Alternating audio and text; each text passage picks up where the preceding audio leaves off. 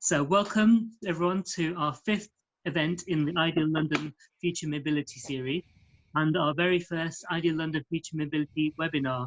So fingers crossed that everything will go smoothly, but bear with us if there's any technical difficulties. I hope everyone is well and safe amid the COVID-19 crisis and staying sane.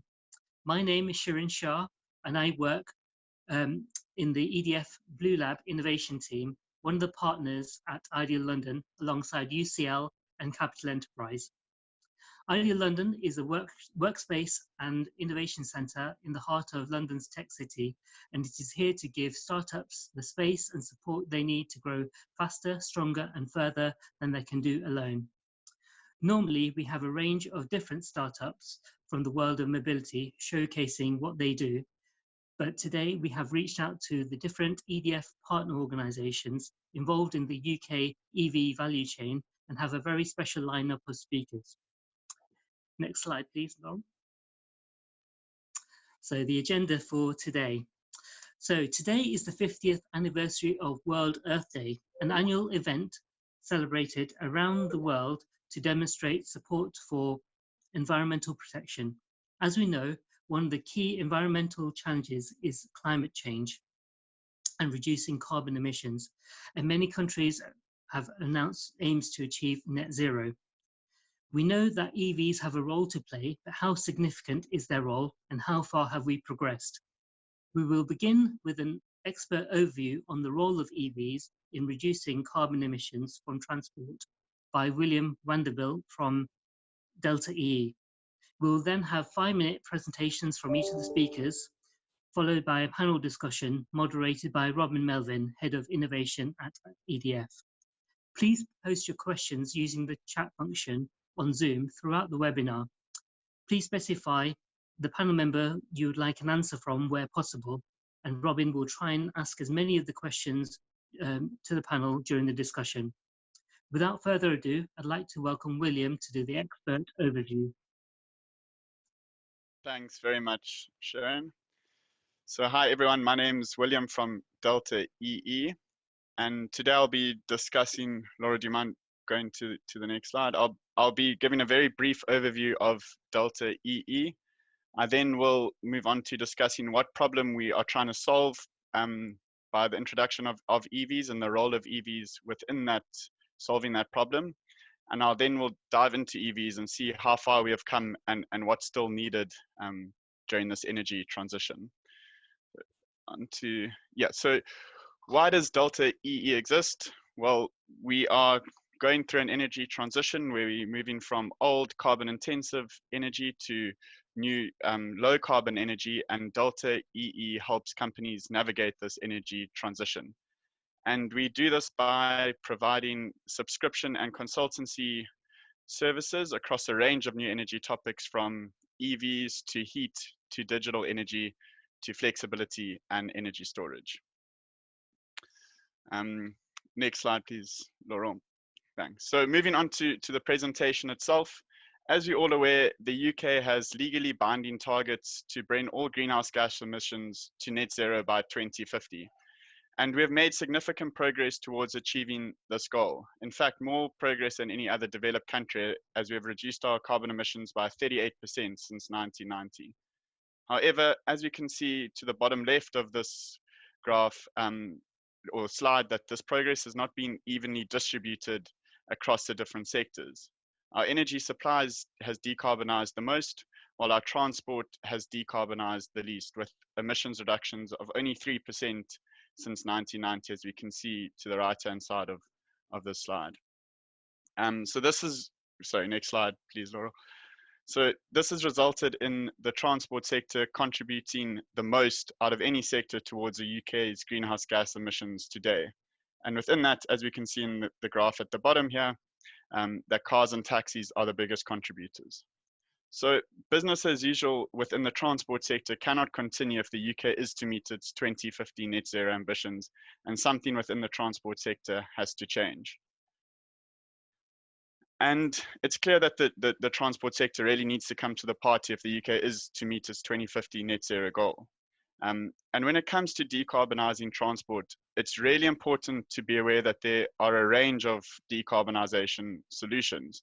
So Project Drawdown identifies 3 different high-level solutions for transport decarbonization, which are firstly shifts to alternative mobility, such as public transport or cycling.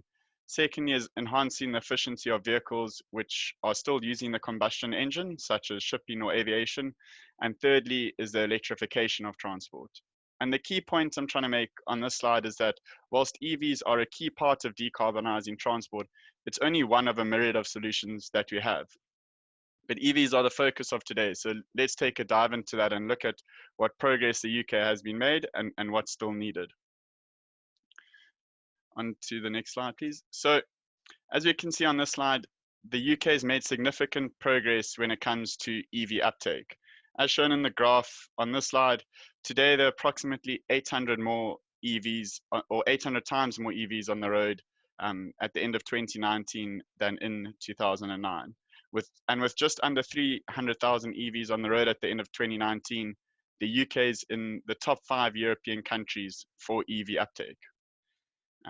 Moving on to the next graph, we can see that moving forward, we expect this exponential growth to continue, and that should result in the UK having over 6 million EVs on the road by 2030. On to the next slide, where we turn our focus to a key enabler of EVs, which is public charging infrastructure. And when it comes to public charging infrastructure, the story of over the past 10 years is similar to that of EVs. The UK has made significant progress over the past 10 years, and this trend is expected to continue moving forward over the next decade, with the number of public charge point installations expected to increase by approximately an order of magnitude over the next decade, which should result in around 480,000 public charge points installed. And this should result in an EV to charge point ratio of approximately 12, which, given the increasing speed and utilization of public charge points, is an acceptable ratio. But a lot of work and financial commitment is required to make this happen. So we've seen that the level of growth in terms of EV uptake and public charging infrastructure is significant, but is it enough? So on the next slide, we put these numbers in perspective, and we do this by comparing the number of EVs to the total passenger vehicle park. So in 2019, the UK had approximately 32.5 million passenger vehicles on the road, and EVs with 280,000 represent less than 1% of that. So that's visually represented on the left circle, with the areas of the circle representing the number of vehicles. So as you can see, 280,000 EVs on the road is a drop in the ocean. The picture in 2030 looks slightly better, with the number of EVs on the road accounting for approximately 20% of these vehicles. So it can be seen that the EV transition is a long one, and although the UK has made significant amount of progress, there's still a lot of work to be done. So in other words, there's a mountain left to climb, and we're still in the foothills. Moving on to the next slide, Delta EE's identified 5 key enablers which are required to make this transition a success. So the first one is vehicle supply. EV demand still outstrips supply, and therefore we need more EVs, but also more EV models on the road to make this transition faster. The second is public charging infrastructure. So range anxiety is still one of the big barriers to EV adoption today. So ensuring that you have a comprehensive and socially equitable public charging infrastructure is going to be critical to enabling EV uptake. The third one is innovative business models and financing. Deploying this public infrastructure is capital intensive, and charge point utilization rates today are not sufficiently high. So we need innovative business models and financing to ensuring that we do have this comprehensive public charging infrastructure. The fourth one is cross-sector collaboration and government policy.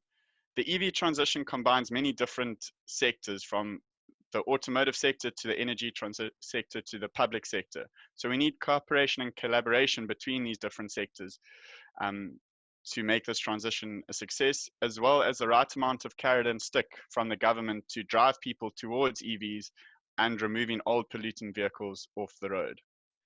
And lastly, through all of this, we cannot forget the customer. They need to be at the heart of this transition, and they will be the ones that actually drive this EV uptake.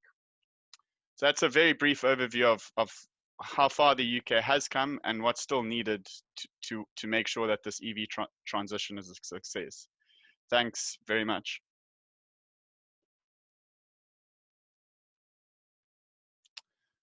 Sharon, I think you're still on mute there. Thank you very much, William. And the next up is Vincent, EV Solutions Director at EDF. Good morning, everyone, and welcome to this webinar. I'm sure you are all enjoying the great venue in which we are organizing this webinar. So I will start. Maybe you can go, Lauren, to the next slide. I will start to really giving a few words about EDF in the UK, which is the largest producer of low carbon electricity. So on the next slide, really a quick view of the generation business, which is one of the elements of EDF in the UK, which is mainly, I would say, having people that are operating safely the power plants that we have in the UK to generate 20% of the UK's electricity. So it's a big part of our contribution to the country. On the next slide, just a few words again on the supply business, which is really mainly based on people, our teams, our employees that are serving customers, helping customers, all types of customers, residential customers, small businesses, medium businesses, large businesses. And I would say in this period, this is even more important to have our employees helping our customers. On the next one, I'm just moving to the, I would say, transition to net zero and what it means for an energy supplier, for an energy company. The transition to net zero requires really to have a low carbon generation capabilities, which means nuclear and renewable. We need to move towards electrification of heat and electrification and transport. And I think what William said on where we are and the progress that we're done, we really see that electrification of transport is the next challenge. But we also need to have in mind that this will increase the energy consumption. So we need to make sure that we are also working a lot on the energy efficiency. And that's what you see as the service part on that slide. And finally, very important, the flexibility. So flexibility and storage will be absolutely key in order to keep, I would say, the stability on the grid and to make sure that we can supply energy in a reliable way to our customers. And I think EV has a key role to play in this transition to net zero, again, as William has mentioned. And the nice thing with EV, and you will see that in the presentation later, is that it's also contributing to all the elements that I mentioned before, the flexibility, the storage, the energy efficiency, of course, as well, electrification of transport, and I think it's a really an exciting part of the evolution and the transition to net zero. The next slide, just maybe summarizing a bit some of the main blockers that we see, and that's something which is I think commonly shared, but also we see a lot of evolution in that. Cost is definitely an important one, but I think we know that there are a lot that can be done on that. I would mention the driving range, which is something that is always very present, which I do not necessarily see as a blocker, but it's probably something which will require a change in the behavior of people. And finally, the performance, just to mention that, I've driven an EV not many times, but a couple of times, and I would say that in terms of performance and pleasure of driving, it's really, really nice, and it's probably better than any diesel car. Next slide, just to give a bit of an idea of EDF's ambitions for the EV across Europe. Can you move on, because there are other elements coming in. So EDF wants to play a major role in the EV sector because it's a strong part to the net zero ambition. And what we would like to be able to deliver is really being a leader in the 4 main markets in Europe, so France, UK, Italy, and Belgium, and really being a part of the smart charging, the operation of charge points, and of course the supply of energy for the charge points. Finally, next slide, please.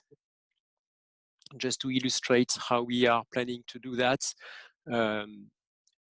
Really, the idea is trying to propose to our customer and trying to build for our customers an end-to-end proposition where the customer can find almost under one roof all the different aspects of an EV transition, whether it includes the energy supply, of course, but also the choice of the car, the charge points, the infrastructure, and all the innovative solutions that can allow also your vehicle to become a money generator with the V2G that Claire will illustrate a little bit more later.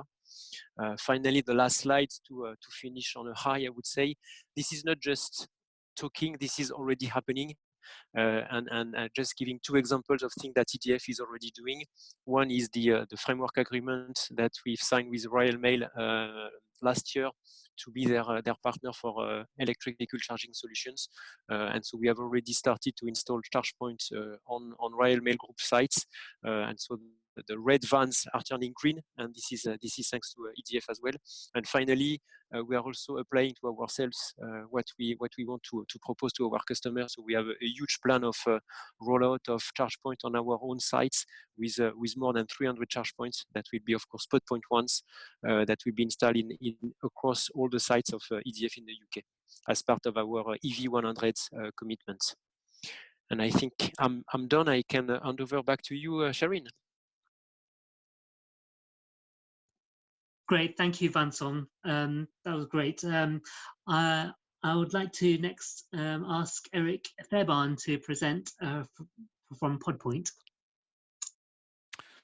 Thank you very much, Sharine, and thanks for setting that up so nicely, William and Vincent. So if I can do the next slide, really. So PodPoint obviously got a specific bit to play in here because we are doing the, very specifically, the electric vehicle charging bits, and we've been tackling that for about 11 years. So we set up with the view that travel shouldn't damage the earth, and that if we can enable the mass adoption of electric vehicles, that would be our route. So we don't do the cars, but we do the infrastructure.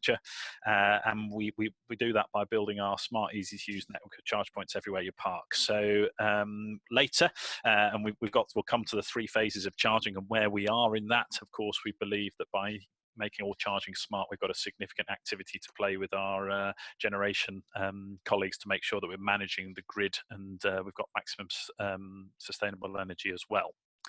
In terms of what a charging ecosystem is, just to cover a couple of the basics, if we have the next slide, the answer is there is no single solution to charge electric vehicles. In order to charge electric vehicles, you have to deal with every different need state. And the chart I've got on the screen at the moment says where we think energy will transfer here. So we think 60% of energy is flowing into electric vehicles in the home, 30% in the workplace, 7% in the destinations, public charging if you like, and 3% en route. So what that doesn't mean is that is everybody's personal usage of charging networks. That's what a whole country needs. But of course, you've got people who use just home charging. You've got people who rely entirely on their workplace. You've got people who just use the en route charging, the public charging network. All of that is absolutely acceptable. But the challenge that you've got really with electric vehicle charging is just building one element of that ecosystem of charging doesn't get the job done.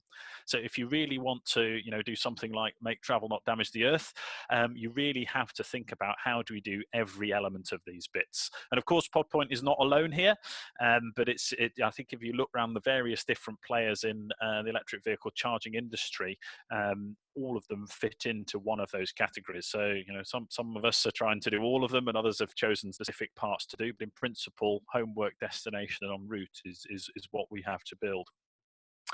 And if I can have the next slide in terms of where we are, I guess, you know, we've done all right as a business in the 11 years, so we probably lead the market in home charge. So we've done something like 65,000 of those. We do sort of 2,500, 3,000 a month. This is pre-corona. Workplace, we're probably the biggest player in workplace charging. We're probably number one or number two in destination charging, and we've got a rapidly expanding bit of DC network across, you know, particularly the supermarket brands. But I guess what's important for today is not really the what we've done, but where we're going. So if I can have the sort of final key slide of what I'm talking about. I really talk about the role of the position of electric vehicle charging in the market has to go through three fundamental different phases, of which we're in the second one. And it took most of 10 years to get through phase one. So really what we did in the first phase of Pod Point was we defined a marketing approach. We're on the left-hand side of this slide at the moment.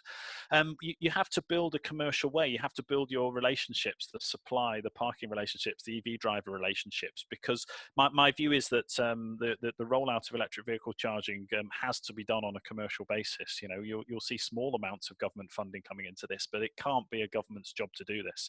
And the only way you can build charging networks at scale is that you have to do that by selling charging points to people and building commercial models. We had to, of course, build all the technologies, so whether that's us or other players in the field, and then the operational capability. And you know what it turns out, of course, is that running 100,000 charging points at this stage across the nation, you know, has a reasonably material operational capability that you have to build. And we have to really prove out this thing. And our view has always been that electric vehicle charging is fundamentally a cornerstone of it is this top-up model. You're constantly plugging your vehicle in and putting the energy that you used for your last journey. So if I give you some stats on that, the average charge cycle across all of our charge cycles is about 7 or 8 kilowatt hours. So what that means is each charge that a person is doing is replacing 20 to 25 miles of journey. So what that tells you is everybody is driving a short distance and then plugging in. So this concept that we're going to behave differently to how we do with petrol cars, where we fill our car up and we drive till the little yellow light comes on and then we put our energy back in one big go. That's not the main behavior of the electric vehicle. The behavior of the electric vehicle driver is different. They're plugging in after each individual journey. So really, it took us 10 years to do that, to define what a market is and get ourselves to a position where we think the electric vehicle charging market is now heading into the phase where it gets really interesting, where we can suddenly take all those concepts and scale up. And the thing that happens when you start scale up charging is you start working with partners, and where you were talking to your partners about can we put 10 or 50 charge points in, your partners are now saying to you, actually, can you install 2,000 charging points across 600 locations for us? And when you say yes, of course we can, but there's a fairly sizable bill associated with that, they say, well, you know, could you find someone else to pay that bill for me? So what that really means is I think we're moving into a phase where some of the larger sort of funded rollouts are becoming thing. And a great example of this is some of the work we've done with Tesco's, where we've put charging points across, or we haven't quite finished, but we will shortly have charging points across 600 different Tesco's. And we've done that on a funded basis. So Tesco's hasn't had to put their hand in their pocket to enable that rollout. We've used a number of different structures. And it's something that William talked about in his presentation, in his final slide of 5 different steps. It was build the infrastructure and come out with the interesting financial models which allow that to happen. And that's really what's going on at the moment. We're really at the earliest stage. And my view is we are a couple of 4 to 3 years away from debt funding being available to roll out charging infrastructure en masse.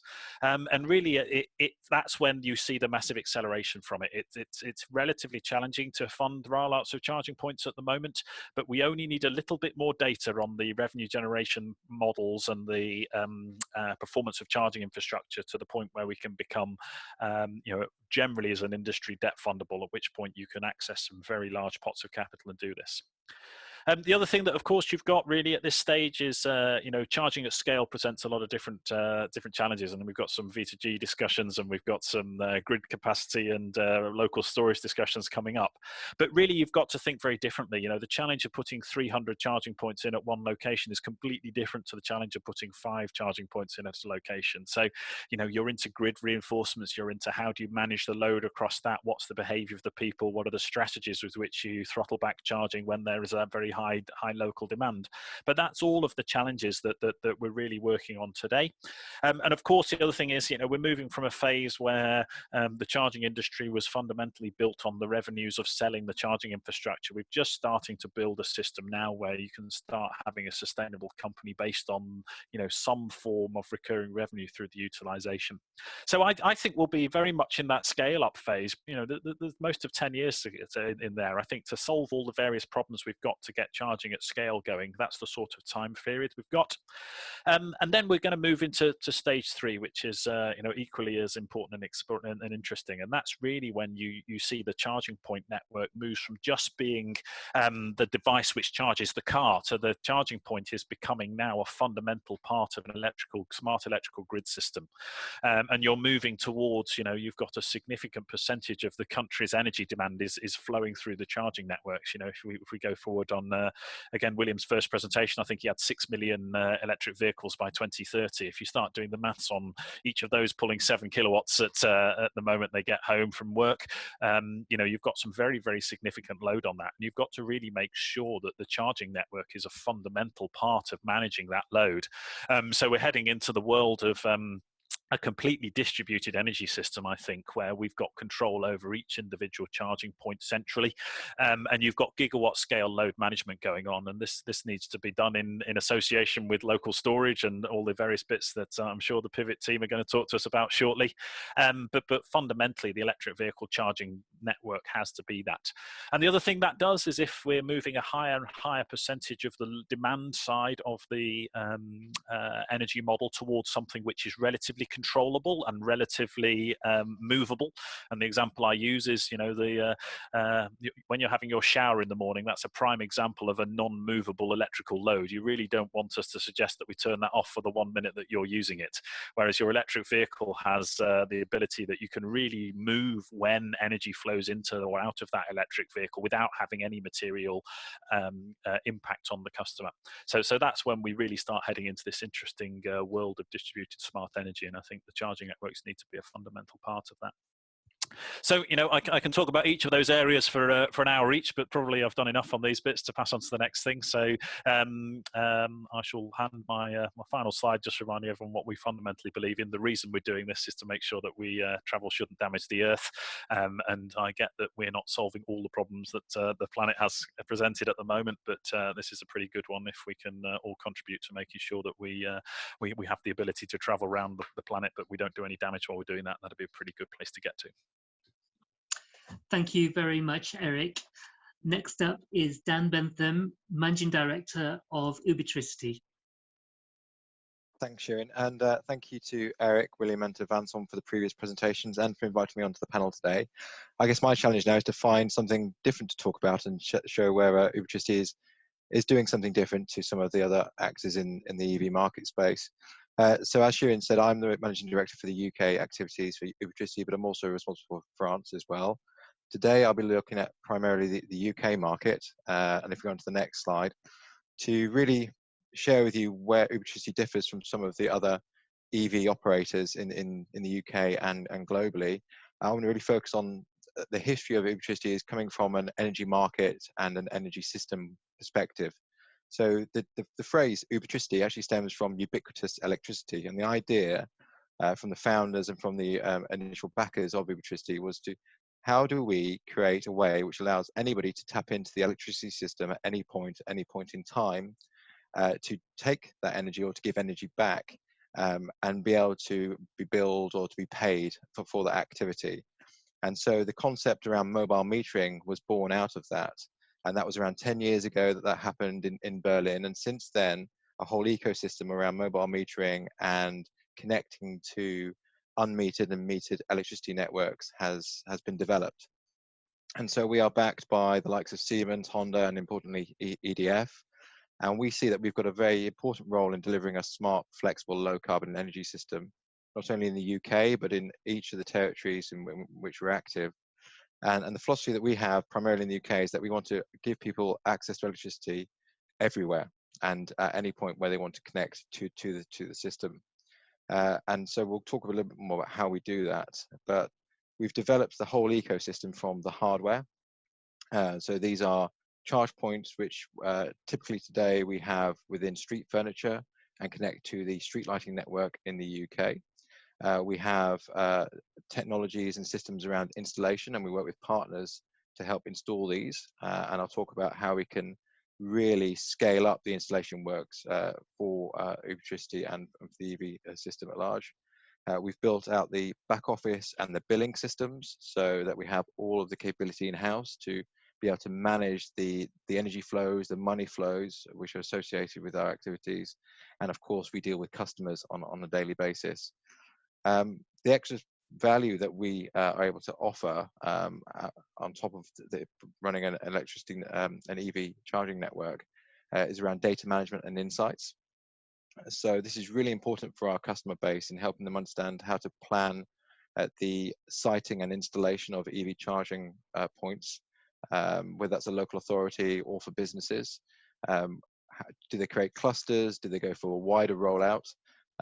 We also use those services around smart charging. So we have some really interesting ways in which we deliver smart charging for our customers.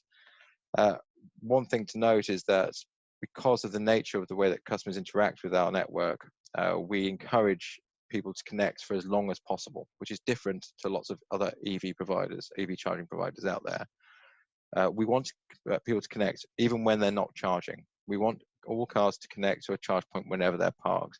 And that gives us a great opportunity then to look at smart charging and manage charging events, to look at how we can make best use of renewable power when it's available, make best use of low cost or even negative power pricing when it's available, but also to look at how we can offer additional services to the DNOs and to the international grid at large.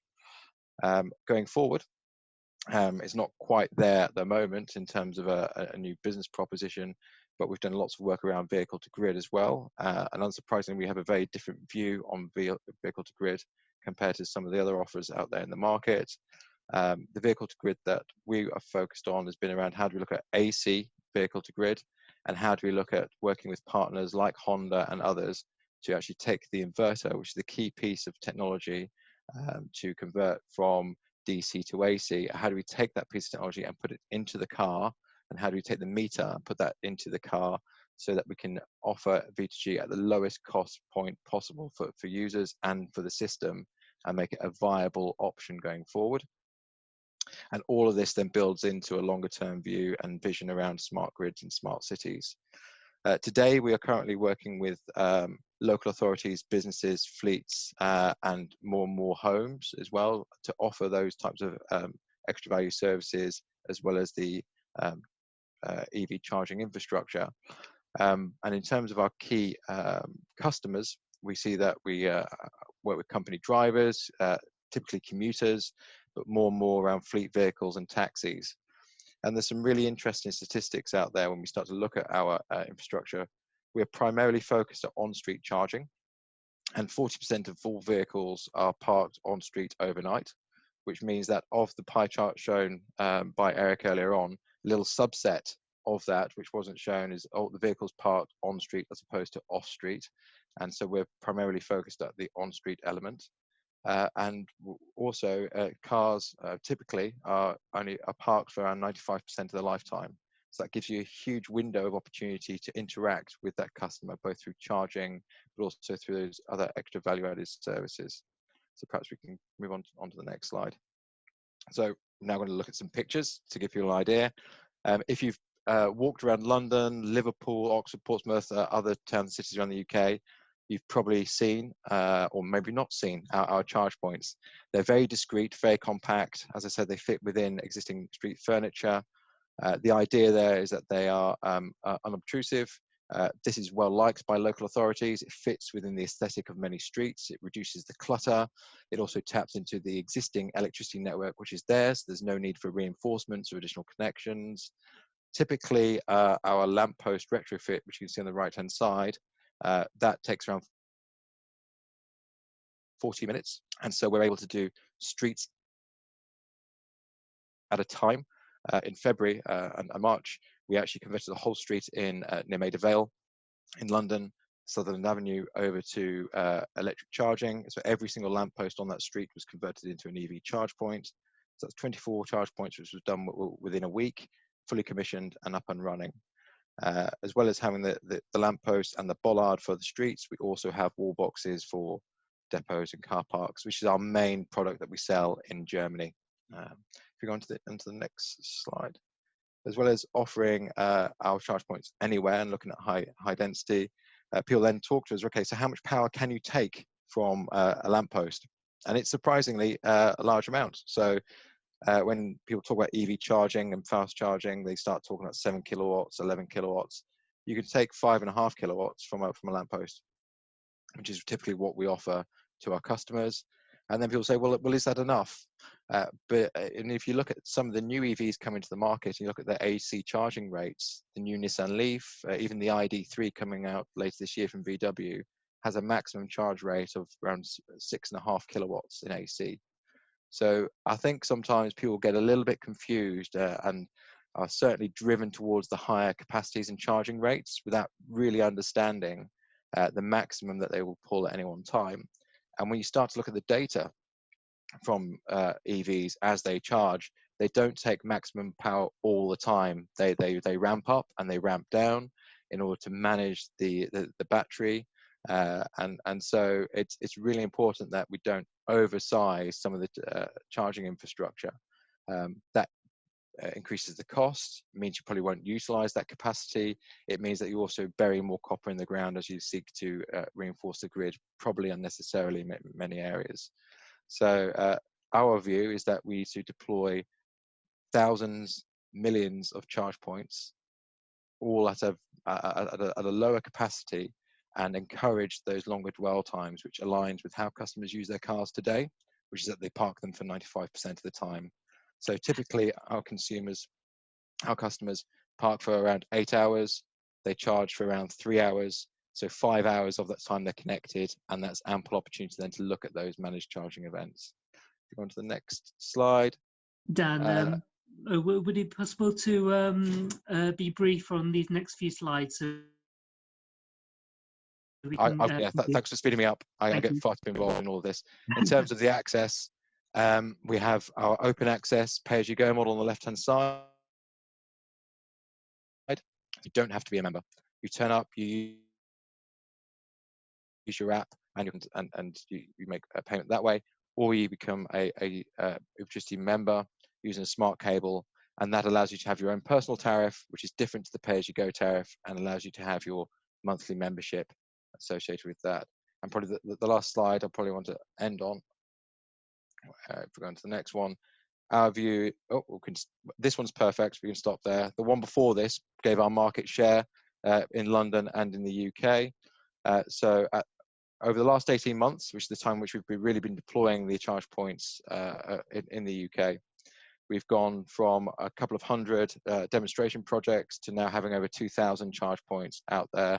We have around 45% of the London market and around 11% of the UK market for public EV charging networks. As we continue to roll this out, this is all about giving people access to an open network, and allows them then to connect for as long as possible and to take the greatest benefit from renewable power and low cost power for charging their EVs. I will stop there, Sharon, and thanks for the time call. Great, thank you very much, Dan. Next up is Matt Allen, CEO of Pivot Power. Great, thank you very much. Perfect. So if you want to jump into the next slide, I'll speed through this because I'm pretty sure I want to get to the panel. So in terms of hitting the climate targets that we've talked about, there are a few pretty fundamental changes that are required to address these critical challenges. And I'll expand on these in a little bit more detail. But one, we need a tremendous amount of system level flexibility to allow the adoption of more renewables in the system to address that energy trilemma: clean, affordable, and secure. That's on the storage standpoint, which I'll touch on. But in terms of the EV component, from our standpoint, one of the biggest bottlenecks to mass EV adoption is this requirement for voluminous and scalable power infrastructure to support charging, primarily public charging, but I'll expand on that. So next slide, please. So why, actually, if you click again there, I think there's another graphic that just pops up. Anyway, so from a grid perspective, all pretty straightforward. I think, you know, it is very relatively easy to manage a grid that doesn't have so much variability in it. And with the adoption of more renewables, that has become a bigger challenge from a national grid perspective. You know, keeping this frequency harmony is a real challenge as well, especially with all this intermittency today, but even more tomorrow. And we're already seeing that in terms of some of the challenges that we saw during the summer last year. But if you go to the next slide, from an EV perspective, I need to get another slide here. This is probably quite out of date, but I think it'll be the same story. Availability of chargers and the distance traveled from A to B, i.e. the range anxiety and so on. There's other elements in this from a cost perspective. Is it the cost of charging? Is it the cost of the vehicle? Total cost of ownership is coming down, which is great, and some of the tax benefits that are starting to flow through hopefully will really accelerate that. But there's some pretty kind of key obvious reasons why the EV uptake has been relatively suppressed, but I think we're going to see it really take off. Next slide there. So taking a step back from a Pivot Power perspective, as some of you may know, we were acquired by EDF Renewables in Q4 last year. So great kind of coming together on, you know, visions and plans, and really excited to see what we will be able to do under the EDF umbrella. We have 40 sites throughout the UK, as you will see there, none in Scotland and only 2 in Wales, but essentially similar characteristics from all of these. They're directly at the national grid transmission level. We are essentially taking 57 megawatts of capacity. A majority of that, 50 megawatts, is going to the battery component. And then there's a flexible variable amount that can go to the downstream provided for the EV charging piece as well. That's not sterilized at that difference between 57 and 50. We can allocate more for the downstream requirement over time. So in total, the battery component, storage component, 2 gigawatts once fully built, and the amount of charging that will be able to be coming off of those spurs is quite tremendous. But if we go to the next slide here, so essentially from a kind of revenue perspective, how does this investment stack up? The battery component is making its revenues through the way that batteries make money. So a lot of that in kind of merchant markets, wholesale energy trading, capacity market, and other ancillary services regionally and nationally. But I think what we're talking about here is the Wireco, you know, piece. So, you know, our offering downstream, if I use the kind of oil and gas language, upstream is where kind of the production is coming from, but downstream and that private wire offering is for general public EV charging, destination charging. Corporate fleets we see is a huge opportunity. Buses, vans, you know, vehicles, very predictable in demand and behavior, but also general commercial industrial offtake, whether that's data centers, but many others that need this kind of voluminous, scalable amount of power required. Next slide there. So another way of slightly looking at this is essentially the battery co and the wire co, they share the same connection. I think a lot of people have been slightly confused that we're running this through the battery, but it's essentially sharing that connection point or that node. And the relationship that we will have with the customers, regardless of which of those on the right that is, there'll be network charges, connection charges, standing charges, and so on. And that will, you know, look very similar to the relationships they've had, you know, in the past with DNOs and more conventional, traditional ways of accessing power. Next slide there. Just whistling through these. So there are lots and lots and lots of different pockets that, you know, transport. Obviously, what we're talking about is more general public charging, corporate fleet charging, and so on. But what we have seen is, you know, and will continue to evolve, there are different kind of pockets of opportunity, depending upon a lot of this where our sites and nodes and the proximity to some of these opportunities actually are. And that's just depicting some of these in a little bit more of a grander. We typically look at a 5-kilometer radius from substation and battery, but we can expand that depending upon the amount of volume that's required. And I think the last slide, which I think is one of our after this, but essentially, this today we have increasing volatility as touched on just with the deployment of more renewables, which requires more system balancing and that flexibility that's really required to meet a zero carbon system. At the distribution grid, there is pockets of limited capacity. That has been the case in the past. I think we see that as only being a bigger challenge in the future. And the end consumer, outside of the current kind of COVID period, there is going to be an increasing demand from EV uptake and general power infrastructure requirements. So that whole transition, to be very clear, we are not outlining ourselves as the distribution grid, far from. We're able to provide a solution that is giving that flexibility further to the left, but also giving that private wire scalable power infrastructure for the end consumer. I think the final slide that I had there was, there's this kind of symbiotic virtuous circle between this kind of battery co and the wire co. The EV charging brings revenue to the battery investment, and the battery also ensures kind of a low cost of supply for the EV charging piece. So whether that's 1 megawatt required today, a second, a third, a fourth megawatt, or whether it's for a bus company, general public charging, and so on, we're able to kind of lock in and have visibility and clarity on that cost in the future. And in return, the battery is funding that cost of that upfront capex, which can be quite substantial for connecting to the substation for that EV demand. So I will wrap that up there. Thank you. So thank you. Thank you very much, Matt.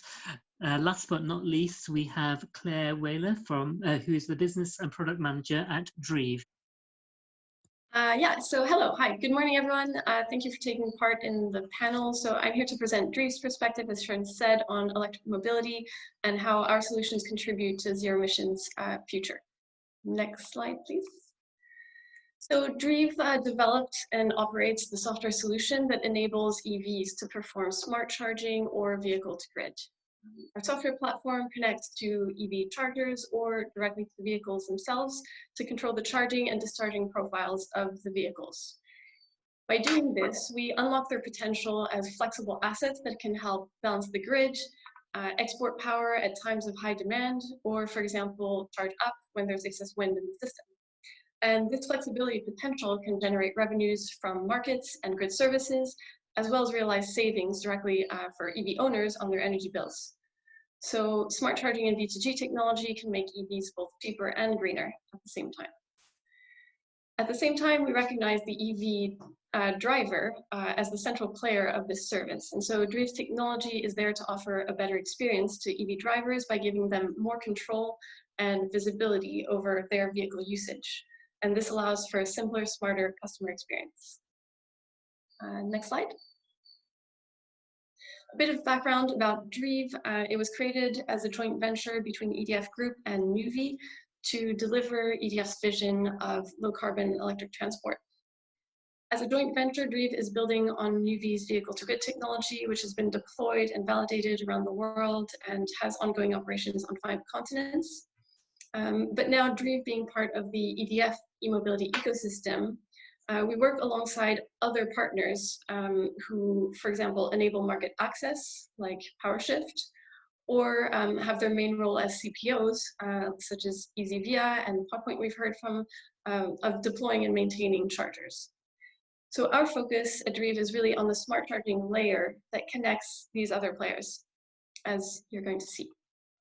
Next slide, please. So for those who aren't familiar, in a nutshell, V2G, as I said, comes from the idea that EV batteries can be valuable for the energy system as distributed storage. With V2G, we control on a second-by-second basis the power flows in both directions between vehicle and the grid. And our platform aggregates these distributed resources to create larger units. In doing so, V2G delivers benefits and services to multiple different actors in the system. For example, for transmission system operators, we can offer balancing services like frequency response. For the distribution system, we can help alleviate local network constraints. And for the end user and EV owner, by optimizing the charging and discharging according to a local site's tariff, for example, we create value. And if they have on-site generation, we can help with energy management of the EV in coordination with that as well. So there's significant value to each one of these actors, and that's what's creating the business case for V2G. Next slide. So why are they important? Just a word about smart charging and how it differs. So smart charging is a bit like the little sister of V2G. It allows to schedule the charge of an EV at the best time, such as the lowest price time or the time with the lowest carbon emissions on the grid, but it doesn't allow for exports of power from the vehicle back to the grid, so there's less value and less flexibility there. But from a whole system level, it's not just value that is created for individual actors, there's also value to the whole system. Because the only way to accommodate all the EVs that are foreseen by our national policies like net zero, which recommend that all cars and vans sold by 2050 be electric, is to have these vehicles behave in a smart way. In the UK alone, studies have shown that V2G can save up to £3.5 billion per year by 2030 by avoided network and generation capacity costs. On the French side, the French grid operator RTE as well estimated that V2G can help save an additional 5 million tons of carbon per year. Next slide, please. Yeah, go, thanks. So one of the strengths of the Dreev platform is that it's agile by design. So both on the energy services side and from the angle of integrating with third parties. So the current building blocks allow to perform multiple system services, like I've mentioned, and you can see here on the slide, so local management, demand response, optimization. But we're also building this as a future-proof platform to be able to add more in the future. We know energy markets are evolving and they'll keep on evolving. And so our platform is designed to in response to this uncertain landscape to add new services over time. Next slide, please. On the aspect of interfacing with partners, so we are built fundamentally to integrate with third parties. So including market aggregators like PowerShift and Agrigio in France. We're also working on interfaces with the OEM backends, which are important, especially for smart charging, to be able to gather in real time the information that's needed when it's not available from the charger. So we're working on partnerships with OEMs. And I think it's important to state that Dreev doesn't aim to be a customer-facing brand, and rather to sit as a complementary layer on the top of charge points that can be sold by our CPO partners. So in France with EasyVia, and hopefully with pod points in the UK as well. So there's a huge amount of development work in hardware and software that's involved in unlocking this technology and analysis. So we're here to alleviate that pain point from our partners that we work with. Next slide, please. In terms of what does it look like from the customer's view, just a very simple charging experience. So we say drive, plug in, we do the rest. The users have access to an app where they have the option to enter their next trip time and charge requirements. And we guarantee that the vehicle will always be charged when the end user needs it. So the mobility needs are always factored in as first priority in our algorithms. And then the customer gets to enjoy rewards on their bills at the end of it. Next slide, please. Yeah. So the V2G offer is available currently. So it's now available on the EDF website. It applies to all Nissan and Mitsubishi EVs that can do the V2G, that are V2G compatible. Today we work mainly with fleets and businesses operating EVs. And this offer is, even though we're fundamentally a software builder in our DNA, it comes with the right hardware. So a charger comes with O&M service and of course the V2G service, and it includes V2G rewards. And this is applicable both in France and the UK with fairly similar offers in each country. Next slide, please. Yeah, so we have been deploying in over the last couple of years and in 2019, and so we're ready to scale. So I just want to leave you on this view. So we have a number of fleet customers that are happily installed and operating in France and the UK, which are the main countries that we cover, alongside Belgium and Italy. And with that, thank you for your attention. Great, thank you very much, Claire. So now we'll go over to Robin Melvin, Head of Innovation at EDF, to moderate the panel discussion. Robin, are you there? You're on mute. Thanks, Sharon. Yeah, I'm here, Sharon. Okay, I'm conscious of time, so just some very quick questions, and if I could ask for some very short answers. Erik, if I could ask you a question first. There's been some questions come in about interoperability and standardization, both of the charge points themselves, but also of cables and vehicles. Could you say something on that topic? Sure. Hi, Robin. Thank you for the question. Sure. So I guess there's lots of elements to this. I guess the easiest one to deal with is the standardization of both the socket on the charging point and the vehicle. My general view is that that is all but solved, really. So it was a very hot topic 7 or 8 years ago, but we essentially in Europe have standardized on the Type 2 socket, and it's very difficult to find a vehicle that isn't currently using that one. So I think we are all but there on the standardization of the socket. In terms of, that's on AC side. In terms of DC, you do need a slightly different socket for DC because you've got very different power requirements of that device. But again, I think we are all but focused on the CCS solution in Europe. So it's pretty much being there.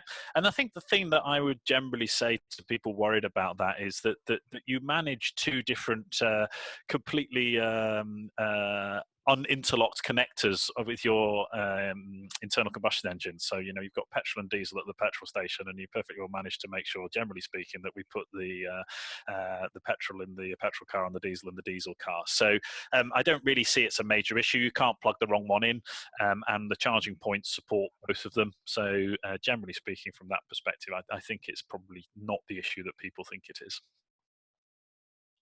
Thanks for that, Erik. Dan, a question for you. Some comments about the safety of street furniture and cables going from the pavement to the vehicle, and also around the local authorities making parking spaces available on a permanent basis for EVs and how they're policed. Could you give a quick word on that? A very quick word on that. Is the local authority who actually buys our charge points, and so they are taking the approach that they are evaluating the risks for their residents. And what we do is that we ensure that those charge points are only located close to the curb. So we're not dragging any cables across the pavement and across any walkways. And drivers are encouraged to actually run the cable in the gutter. So at no point is the cable being draped across a part of the road or part of the pavement where customers and drivers are expected to walk. So we've had no issues around that, and local authorities and residents are very pleased with the way it looks, in particular because another consideration is how untidy does it look. So what we're able to do there is ensure that we don't have any trip hazards, but also it's not aesthetically unpleasing. In terms of the dedicated bays, we actually have a mixed approach depending on the local authority. Some local authorities like dedicated bays, some actually have opted completely against that. And the difference being that if you're going to go for a small number of charge points and you've only got a small number of EV drivers compared to the number of ICE drivers, internal combustion engine drivers you have within your community, it makes more sense today to go for dedicated bays to free those up. However, particularly in London, they've gone in the other direction, is that actually let's install lots of charge points on the street so that doesn't become an issue. There's always a charge point free for residents to use. And actually, that's more of a future-proof model as well, because as you saw from the numbers from William, if we're going to have 6 million EVs on the road, you're not going to dedicate 6 million parking spaces for those EVs. You're going to have to ensure that you've got enough charging infrastructure to support that ecosystem. So I think it depends on the local authorities. Dedicated base for us is a short-term stopgap before we get to larger numbers on the street. Thanks, Dan. A question for you, Matt, that you might be able to just talk to. One question's come in around second life batteries and whether these potentially be repurposed and put to work. Have you got some thoughts on that?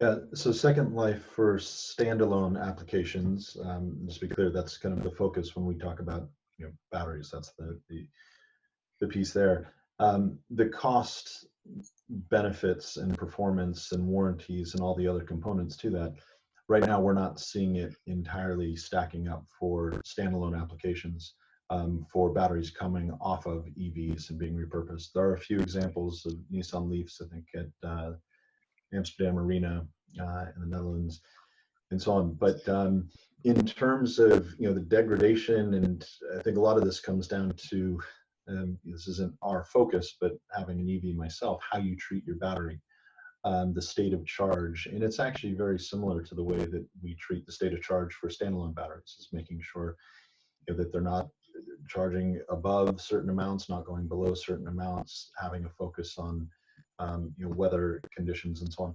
A lot of these things are life admin aspects that we personally don't necessarily want to deal with, understandably. But I appreciate that's not going to answer the question. I think the environmental kind of repurposing of second life batteries is a huge topic. It's something that we're 8-9 years for our standalone batteries. What will we do with those assets that still have some residual value? But more importantly, or as importantly, what are we going to do with those components to maximize it and address environmental impacts? So I appreciate that. May or may not have helped to answer the question, but it's my 2 cents. Thanks, Matt. Question for Will, just sharing the questions around. There's one question come in, which is how could the market be accelerated by government and by regulators? What could bring the scenario forward? You talked about 6 million by 2030. Could we go faster at that? And could this be part of the economic recovery post COVID? So yeah, the last slide of my presentation did detail some of the drivers that can help make the transition come faster.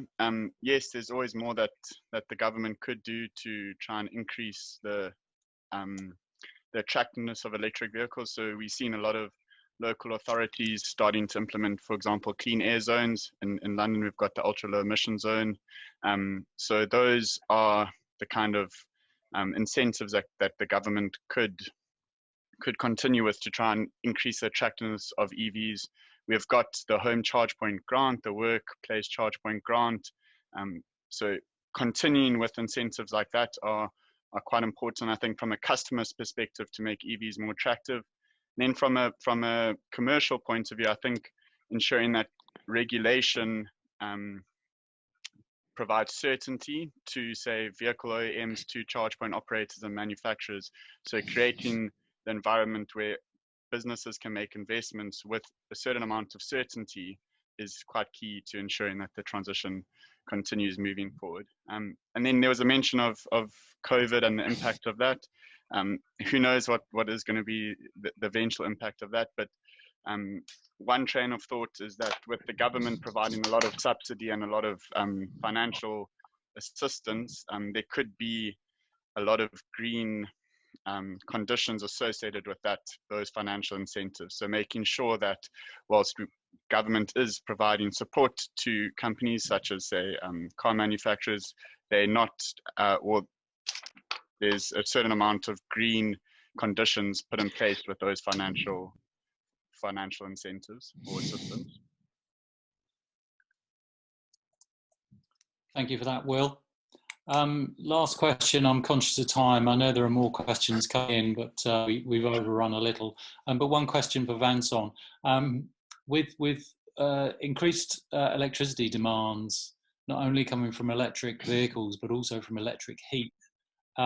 Is the system really going to be able to take it? We know there are grid issues. We know that there are generation issues with the balancing between renewables and non-renewables. What are the big utilities company doing to make sure that we keep the lights on? Thanks, Robin. So I think, I mean, it's really the key question, and especially what I mentioned also in the net zero transition, which is a mix of a lot of different things that needs to happen in order to make sure that both there will be enough energy on the grid, but also this energy will be reliable and will be available all the time. And I think that's also what Erik and Matt mentioned in their presentation about the fact that the charging infrastructure needs to take into account the grid as well. And I would say that as part of Pivot Power proposition, bringing storage capability on the grid will also contribute to strengthening the grid stability, which is as we know put at risk by the inclusion of more renewable, which are necessary for the net zero. So I would say it's really working also together with a lot of different partners in understanding the impact on the energy consumption with all these new I would say energy consumers like heat and transport. The answer is really amongst a lot of different solutions. And again, I think one element that I mentioned in my presentation is energy efficiency. Energy efficiency has been something we've been working on for many years already, but I think we need to bring that to a different level in order to save energy as much as we can, in order to allow the possibility to include other energy consumption, electricity consumption on the grid. So it's a wide question. It's probably the biggest question from a net zero transition point of view, but there are technologies available and there are partnerships already in place to tackle this question and to find the right solutions. Thanks for that, Vincent. I'm going to finish the questions there. I'm going to hand back to Shirin. I know I'm unable to answer anywhere near the number of questions which have come in. We have a forum that Shirin is going to talk about in a little minute, a LinkedIn group where people can fire their questions at some of the individual speakers. But I'm conscious of time, so I'm going to hand back to Shirin. Great, thank you. Thanks, Robin. Laurel, could you move on to the last slide, please? So thank you very much, everyone, for participating in the panel discussion. I thought it was a great discussion.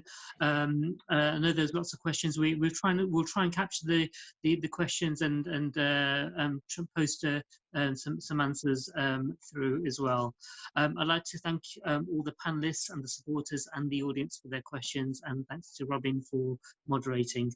We created this program to assemble business leaders, academics, policymakers, city leaders, startups and investors to explore the latest developments and innovations shaping the future of mobility. We want this to be your program.